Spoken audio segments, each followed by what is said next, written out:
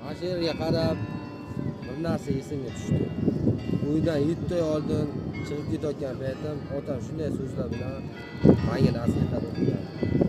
O'g'lim, bu dunyoga mendan, onangdan, ukangdan yaqin jigarlaring yo'q. Senga hech kim bizachalik yaqin bo'la olmaydi. Begona insonlarga hech qachon ishonch berma degan so'zlar bilan meni chetga chiqarib olgan. Men nima qildim? O'z his-tuyg'ularimga qaram bo'lib, ishonib, men insonlarga ishonch berdim. Va oxirida nima bo'ldi? Oxirida o'sha insonlar meni ortimdan pichoq urdi. Shuni bilib qo'yinglar azizlar, bu gap bilan nima demoqchiman? Shuni bilib qo'yinglar.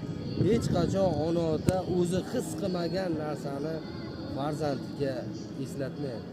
Har doim ota-onalar bilan suhbatdosh bo'linglar.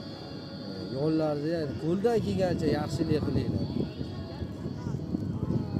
To'lki orzu qilishdan to'xtamasanglar, sizlar ham yuksak marralar egasi bo'lasizlar.